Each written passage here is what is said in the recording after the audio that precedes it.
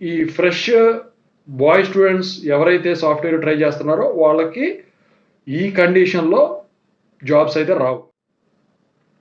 ఎందుకంటే అసలు కారణం ఇదే. ఇటీవల వచ్చేసరికి ఒక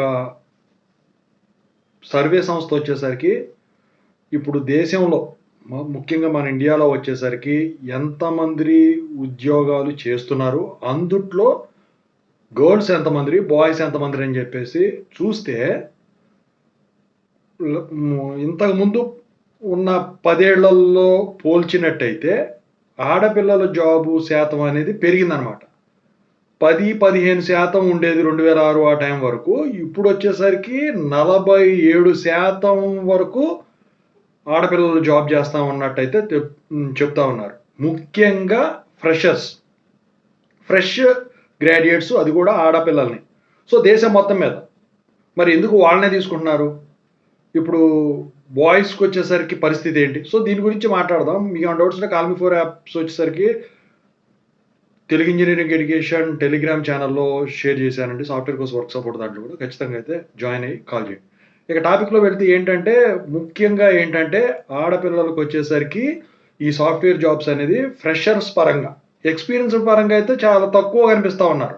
ఎందుకంటే ఈ ఫ్రెషర్ పరంగా కొంతకాలం చేసిన తర్వాత వీళ్ళు అదే పనిలో ఉన్నప్పుడు ఇక ఒక సర్టన్ ఏజ్ వచ్చిన తర్వాత వీళ్ళు మ్యారేజ్ చేసేసుకొని అవుట్ ఆఫ్ కంట్రీస్ వెళ్ళిపోతున్నారు. ఆ సర్వేలో అది కూడా చెప్పారు.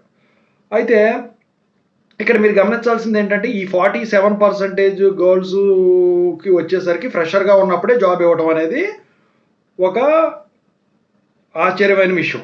మరి మిగతా బాయ్స్కి ఎందుకు ఇవ్వట్లేదు అంటే, వీళ్ళు వచ్చేసరికి ఏం చేస్తున్నారంటే, బాయ్స్కి వేరే స్టేట్లకి వెళ్ళాలన్నా వీళ్ళు ఇబ్బంది పడతా ఉన్నారు. ఇప్పుడు కలకత్తా, కేరళ, బెంగళూరు, ఇప్పుడు లేకపోతే ఇంకా ముంబై అని, ఇలా అన్ని చోట్ల బ్రాంచ్లు ఉంటున్నాయి.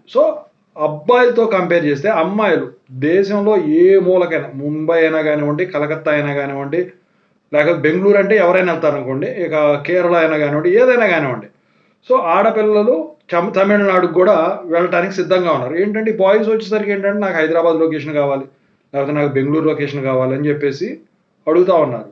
ఇక ఆడపిల్లలు అయితే పూణే చేయడానికి కూడా జాబు వెనకాడట్లేదు. అది కాకుండా విత్ ఇన్ ది టైం వచ్చేసరికి వాళ్ళ అనుకున్నవన్నీ కూడా వీళ్ళు చేసేస్తున్నారు, ఎటువంటి ఆర్గ్యుమెంట్స్ చేయకుండా అని చెప్పేసి ఈ సర్వేలో అయితే తేలటం అయితే జరిగిందనమాట. ఇదే గనక కొనసాగినట్టయితే ముందు అయితే బాయ్ స్టూడెంట్స్ ఎవరైతే ఫ్రెషర్గా ఉంటారో వాళ్ళకైతే జాబ్స్ అయితే ఉండకపోవచ్చు. అసలు కారణం ఇదే. ఈ ఫ్రెష్ బాయ్ స్టూడెంట్స్ ఎవరైతే సాఫ్ట్వేర్ ట్రై చేస్తున్నారో వాళ్ళకి ఈ కండిషన్లో జాబ్స్ అయితే రావు. ఎందుకంటే చెప్పాను కదా అది. ఇక మీరు కావాలంటే ఎవరినైనా ఒక్కసారి ఎంక్వైరీ చేసుకోండి. ఏంటంటే అసలు ఎంతమంది జాబులు చేస్తున్నారు, ఎంతమంది ఇళ్ళకి వెళ్ళిపోతున్నారు. అయితే అమ్మాయిలు వచ్చేసరికి ఇళ్ళకి వెళ్ళిపోయే వాళ్ళు ఉన్నారు. అయితే 47%లో లేని అమ్మాయిలు మాత్రం ఇళ్ళకి వెళ్ళిపోయి ఇంట్లో ఉంటున్నారు.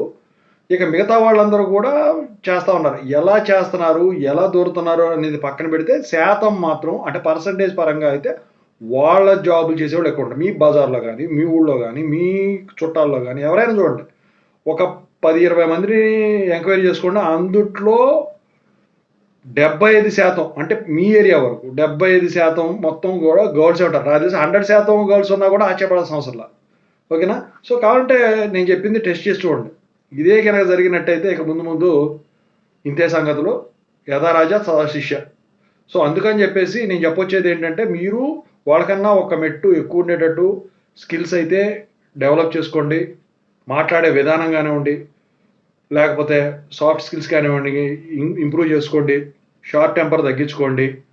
ఓకేనా? సమాధానం చెప్పే విధానం కూడా కరెక్ట్గా నేర్చుకుంటే మీకు ఖచ్చితంగా అయితే జాబ్ వస్తుంది.